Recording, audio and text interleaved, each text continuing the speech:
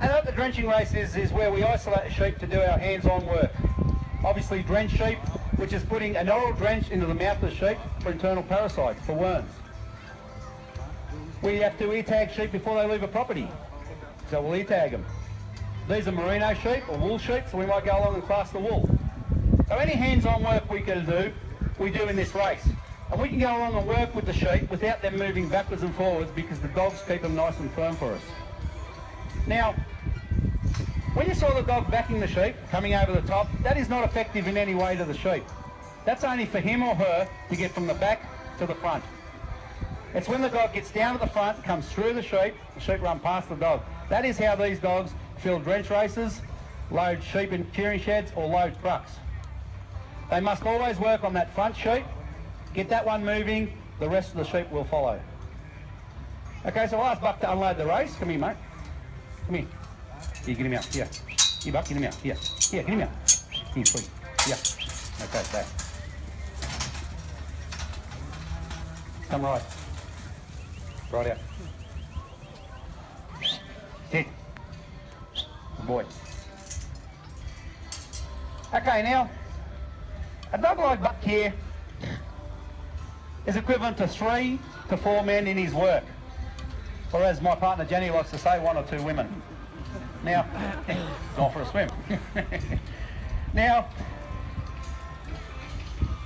Buck is valued at around about $10,000.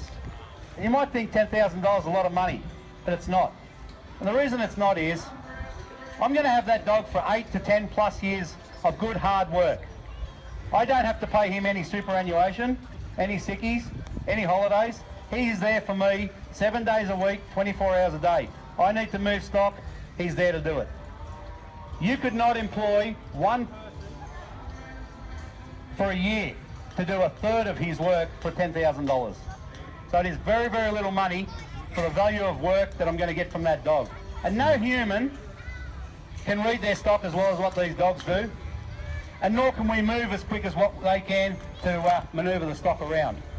But they are very, very valuable to us in working livestock in Australia and all over the world as it is.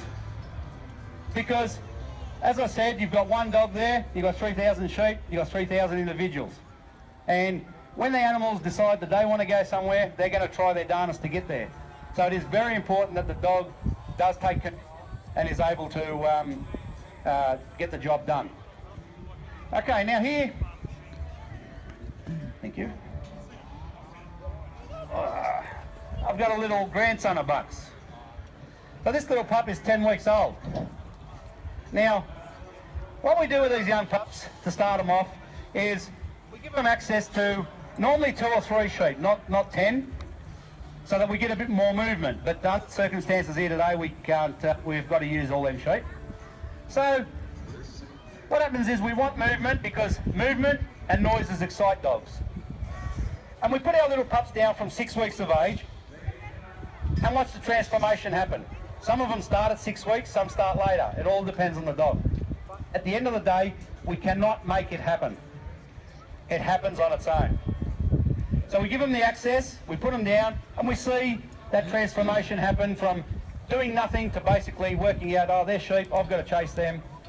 And that's what they do. And once that transformation does happen, there's no looking back. They will always work.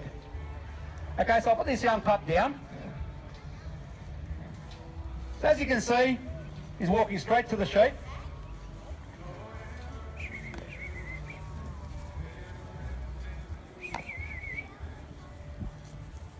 Things aren't moving very quick, so obviously it's not moving very quick. As they speed up, he'll speed up. He'll get better and better as he goes. But for what I'm seeing there, he's showing the eye, which I like. Okay, he shows me that he's strong. He's been doing shows for a couple of days now, but early in the piece, if a sheep took him on, he actually walked straight up to its nose. So he showed me that he's strength. Now, he's only 10 weeks old.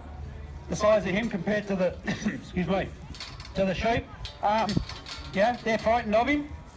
They will move off him. So that's another good sign that I see.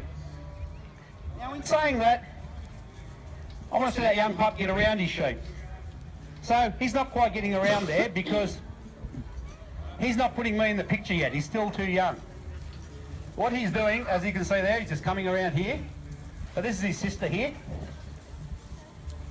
Now, what we do is we use a rake, and the rake is an extension of my arm. And what that does is I can guide the dog around and start to get the dog to acknowledge that I'm in the picture. So I simply just guide the dog around. So I'll use a little moss here. So just guide her around slowly, don't let her come across there. And what it is, as she comes around and I meet her at the other side with the rake, she starts to look up at me. So she acknowledges that I am there. And in a matter of a few weeks' time, that pup will actually be balancing his sheep or her sheep to me, just like Buck is. And you see the strength there? Them pups are not concerned one little bit about the sheep.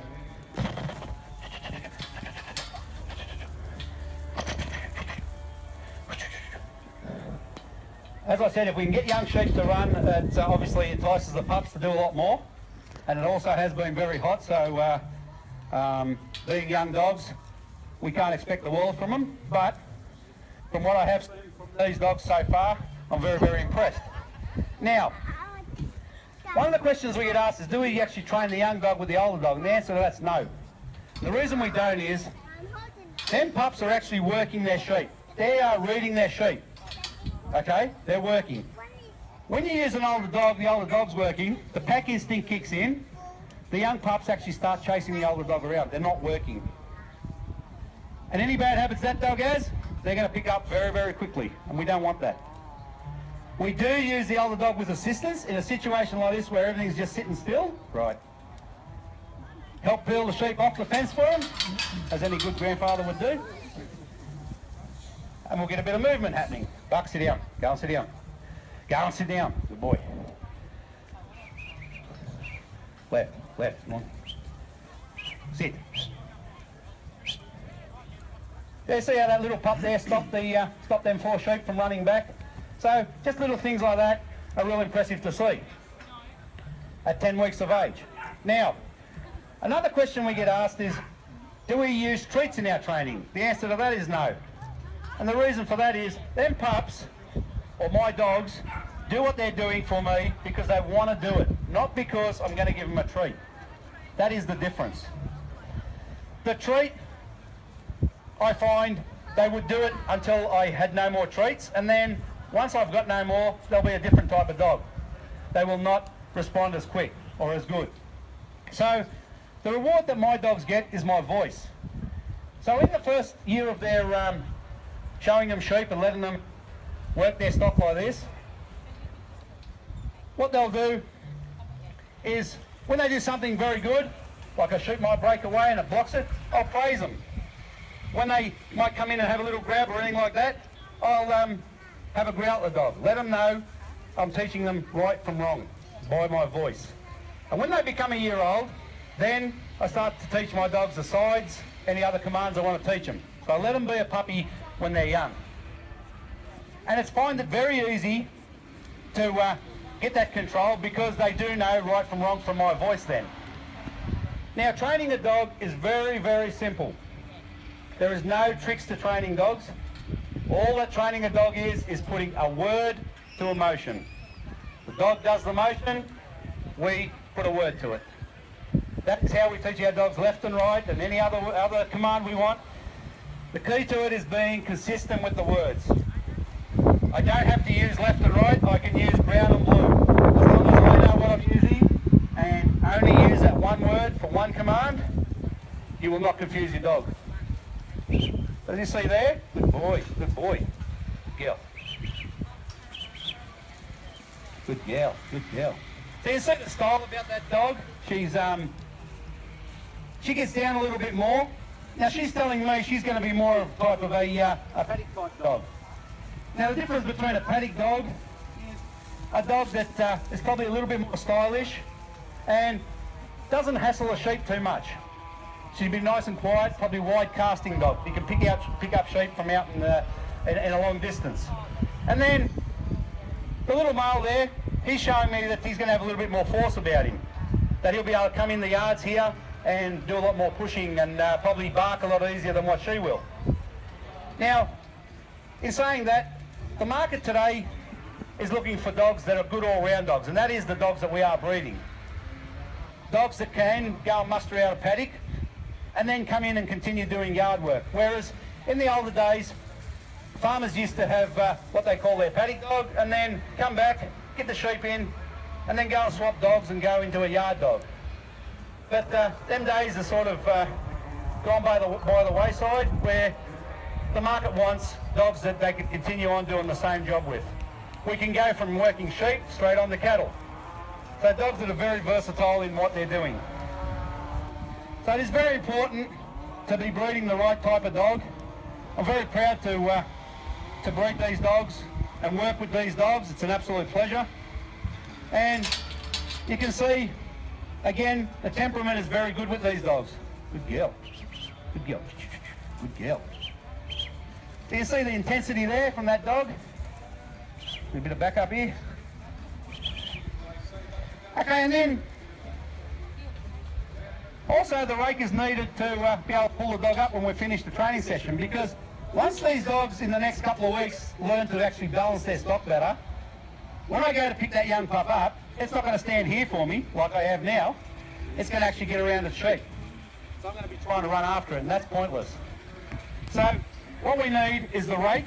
We then come between the sheep and the dog.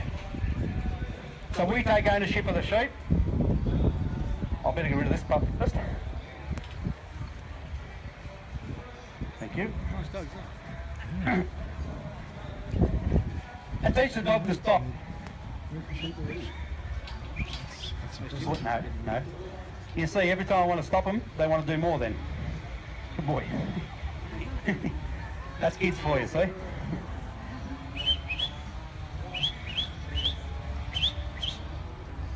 Good boy. So that's some little 10-week-old pups demonstrating their natural instinct. Okay, so I hope the show's been educational and enjoyable to you. Anybody who wants to ask any questions, talk about any dogs, or pat the pups, please come and see us. Thank you very much, and I think we could possibly have one more show a bit later on. Thank you very much.